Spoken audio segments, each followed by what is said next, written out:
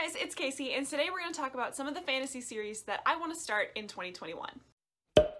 So 2020 was a great year for me in fantasy, especially adult fantasy. I actually started and finished a fair number of series last year. And I have a ton of series already on the go that I know I need to finish, but I'm always looking to start new and exciting series or series that I haven't gotten to yet. So this is just going to be a list of the top 5 series that I want to try to make sure I start in the year 2020.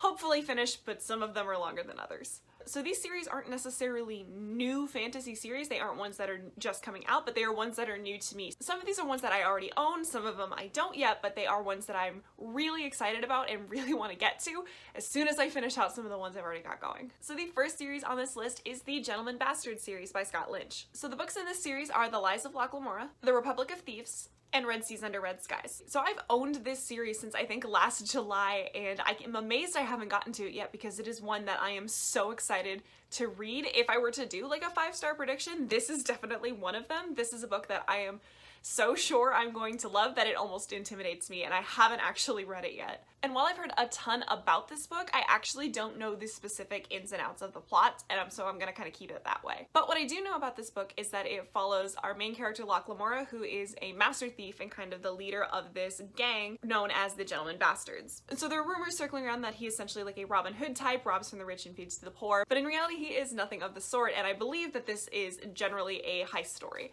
And I absolutely adore heist stories, and the character type that it sounds like Locke Lamora is one that I very much enjoy reading about. I really like that kind of charming rogue, that person who's doing the wrong things and maybe for the right reasons, but not even necessarily. Like, that is a kind of character that I really enjoy every time I read them, which is why I know I'm going to enjoy this book.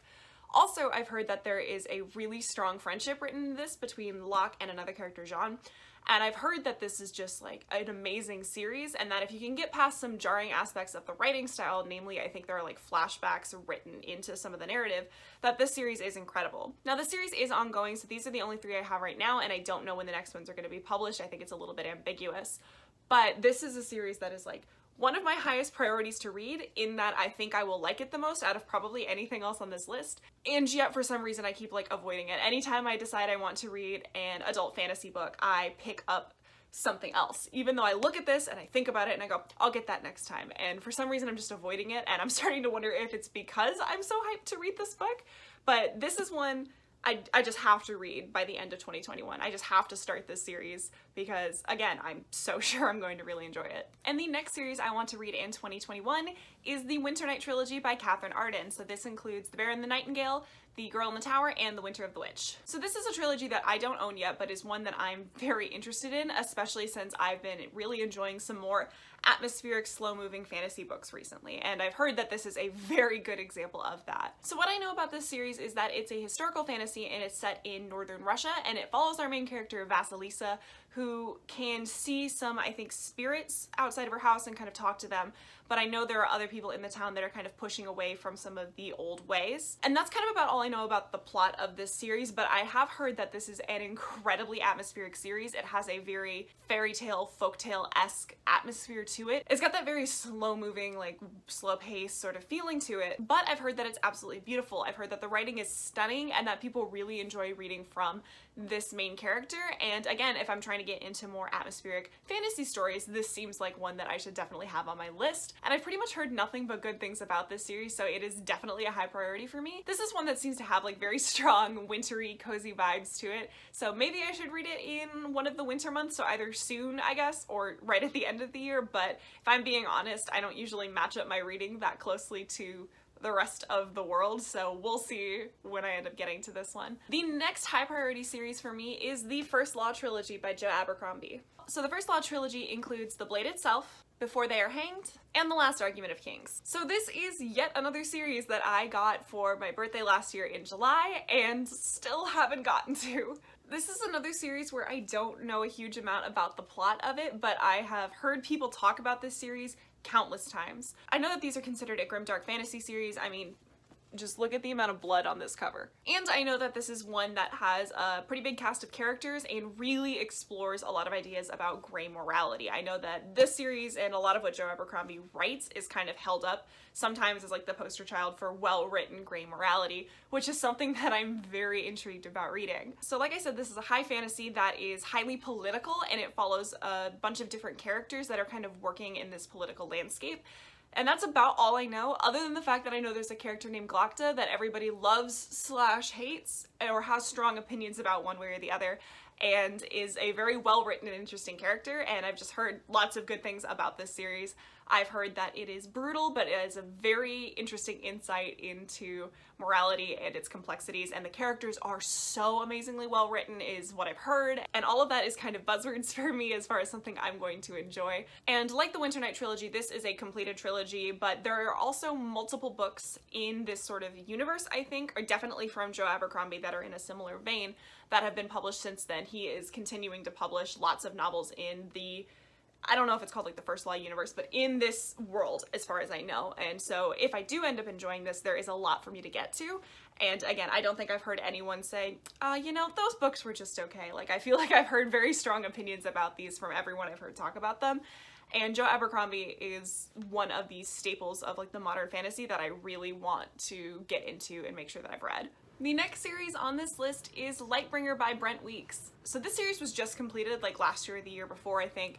And I'm not going to go through all of the names of the books in it because there are 7 of them and I don't remember all of them, but I know the first one is The Black Prism. This is another one that I've heard recommended by a lot of people that share similar tastes in fantasy to me, so this is another really big name that I really want to make sure I get to. And yet, keeping with the theme of this video, I don't know a huge amount about the plot, but what I do know are all things that I like to hear. So I've heard that this is also a pretty political fantasy series. This has a lot to do with shifts in power, and another thing that I've heard is a major strength of this series is the magic system. So the magic system is actually what I know the most about in this series, which is that the magic system is based on color. So it's based on bending things in the light spectrum and drawing magic out of colors. So I don't know if I can explain that super well because I don't know the intricate details of it, but that is one of the things that intrigues me most about this series, is knowing that magic system. I also think there are consequences to using the magic in this series, that it's harmful to you, but I'm not 100% sure on that, but I think that is true. And like most of the other ones on this list, another thing that this series is often praised for are its characters. I tend to be a character-driven reader, so that is something when I hear about in a fantasy series, if I hear it has really strong, really well-developed characters, something I am immediately kind of drawn to. And I've heard that about this series as well, even though the main thing drawing me in is primarily the magic system. Plus, it is a 7-book series that is fully completed, and I tend to like long series, but it's hard to find longer series that are fully completed already. I do know about this series that the last book, so the ending of the series, was a little bit divisive. Some people liked it, some people very much did not, which also intrigues me. It doesn't scare me off from the series. I kind of want to know where I stand on this, even though I have never even read the first book, so that is also something that's drawing me to this series. And I just want to start another longer series and kind of really start sinking my teeth into that in 2021, and I think that Lightbringer would be a good one to do that with. And the last series on this list is the Greenbone Saga by Fonda Lee. So far of the ones that are out, that includes Jade City and Jade War, and I think the third one is coming out in 2021, I think, which is exciting. So if you can't tell, this is just like my shame shelf of series I need to get to. So this series I actually know a little bit more about because this series has been buzzed about so much recently. This is an urban fantasy series that follows essentially a crime family. And I know in this world, jade is a substance that imbues people with magical powers, or you can draw magic out of the jade, something like that. And so most of the jade mines and sort of jade production are controlled by this one essentially crime family. However, I think something changes in the landscape so that jade becomes way more easy to access and other people start kind of snatching it up, and this follows essentially the crime family as they are navigating these new circumstances. I have never read a fantasy series like this. I have read urban fantasy before, but I have not read one that is set in this kind of a setting or with this kind of a premise, and I've heard so many people talk about how unique and amazing this series is, and again, everyone I've seen read this has absolutely adored it, especially people whose tastes tend to line up with mine pretty well. And again, I sound a bit like a broken record, but I've heard that the characters in this series are really well done and very interesting and complex, especially with the kind of characters that we're following. That makes a lot of sense. I've also heard that the fight scenes are really well done in this, and that Fonda Lee takes a lot from actual martial arts and incorporates them into the way that she writes these scenes, and that they're super entertaining and super easy to read about, and that is something that really intrigues me because I haven't heard that particular praise leveled at a lot of different series. But this sort of urban, non-Western fantasy setting is something that I haven't seen before, especially following a premise like this. So I am so excited to read this, especially since hopefully I can read Jade City and Jade War before the third book comes out, so I can kind of be in on the ground floor at the hype with that. I think that would be really cool. So those are the top 5 high priority fantasy series that I want to start in 2021.